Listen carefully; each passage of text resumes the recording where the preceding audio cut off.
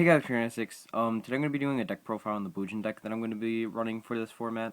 There is one card missing, but it's just that one card and it's proxy, and I'll like show it when I get to it. But yeah. So I have the main deck right now. The extra deck is like the only thing that I need to finish, minus the one main card in the main deck, because the extra deck is kind of where you get to the pricey part. But with the reprint of Cowboy, it kind of makes it easier. But the extra deck is pretty standard, but you can fool around with it a little.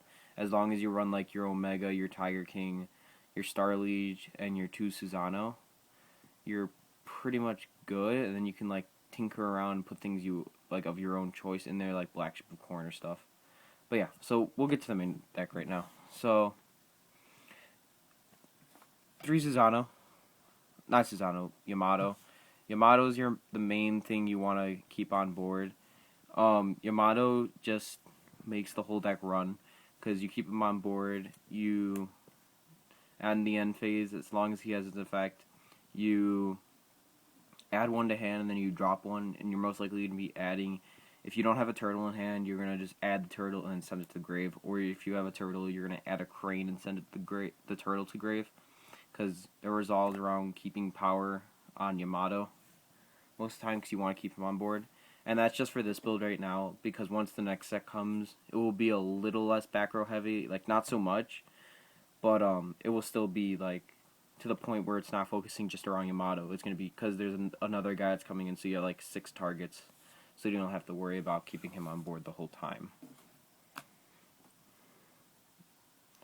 The next card is Bujin Crane. Bujin Crane is basically your one-time honest of the deck, because like it's a type of honest, because your Yamato can attack or be attacked, and then you drop Crane, and Yamato's original attack doubles. And the good thing about Crane is if you lance it and then you go Crane, his attack still becomes 36 because it ignores the lance, because it doubles its original attack. And with same thing, if your opponent does Star Liege on you, they make it 0. You go Crane, it becomes 36. Next is the infamous Turtle. Turtle protects Yamato a lot, because if you have a turtle engraved, your opponent can't target Yamato, because they can target, you just banish Yamato, and then it negates the effect. And the last Bujin monster in the deck is Bujin Quillen.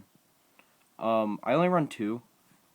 3 it's okay, but it's good at 2 just because you're only going to be popping when there's something on the board you really want to get over and you don't want to risk an attack. Non-Bujin cards, 2 Veiler, 2 Bear, and then 1 Honest. Bear is really good in this deck just because it's a search option for Tenki, and when he inflicts, he sets your Tenki. So let's like say you draw him, you attack with him, inflict damage, you get a Tenki. That's another that you get your Yamato to hand, as long as your opponent doesn't like MST the Tenki or stop it. But yeah, so on to spells, 3 Tenki. If the ban list is true and Tenki's getting semi-limited, I believe duality is going back to 3, so it's just going to replace a Tenki with a duality.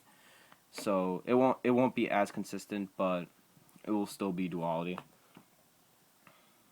2 duality. Duality is really good. Like, it's not amazing.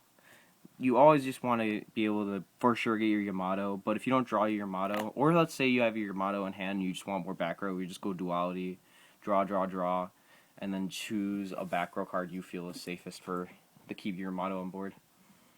Double Lance.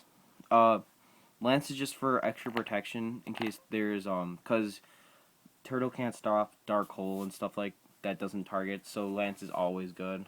And like I said, it goes, because you can just put Lance on your Yamato, but you can still do Crane effect.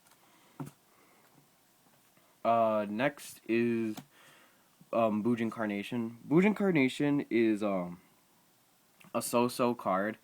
I run 2. I usually side out one of them just because there will be a time where you don't want to draw it. Like, it's more of a late game you want to draw Bujin Carnation, just because you have to control no monsters and your opponent has to control a monster, and then you have to have at least one Bujin banished and one engraved, because it acts as a double monster reborn and grabs two, both grabs one from banished, but you need to control no monsters and your opponent needs to have a monster on board. And then for the single spells, it's Dark Hole, Heavy, Monster Reborn, Tensu. One Tensu's fine, just because you'll have that one chance where your opponent goes first, they have a monster you can't get over, which is the Yamato. And let's say you draw Quillin or a turtle, you'll summon the turtle, go Tensu, summon the Yamato, overlay for a Susanoo. Next is traps, and this is where the proxy comes in.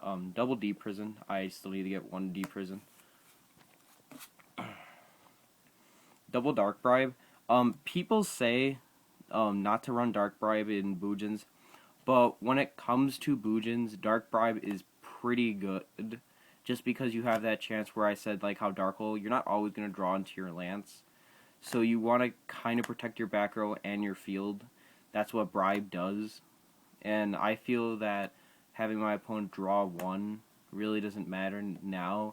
I think having your opponent draw one would matter more in if you face Fire Fists or Fire Fist or Mermail. I think it would matter.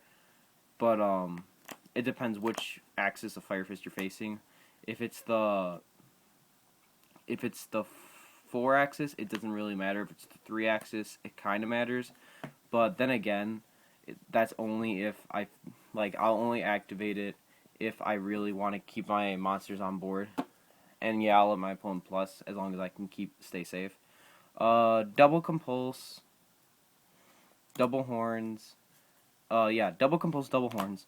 Horn is just for the extra pump for Yamato, and it helps pump Turtle if you don't draw that Yamato. I've had so many times where I go Turtle, Horn, make my Turtle 25 and attack.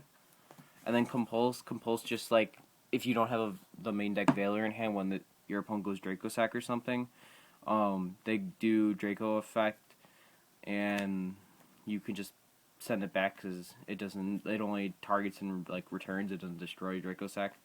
And then the last 3 cards are the Solemn, like the Somewhat Solemn Brigade, because Warning is at 1, Solemn Judgment, and then the Mirror Force. But yeah, so that's the deck.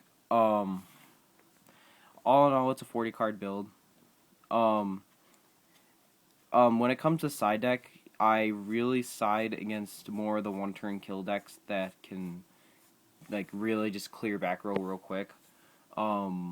So whenever I side against those decks, it's usually either something that like hurts it, like I know Dark World can 1-turn kill with Grapho really easily, but so I side Shadow just so they don't get effects. But if it's other like a rogue deck that can 1-turn kill, then I side T-Roars, just because T-Roar's been doing really good this format, stopping your opponent for 1 turn. But yeah, so leave a comment if you guys enjoyed the video.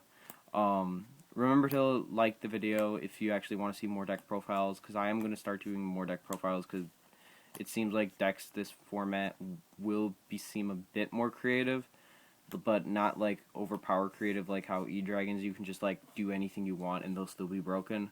More just like you have to do more with the deck. But yeah, so this is Current 6.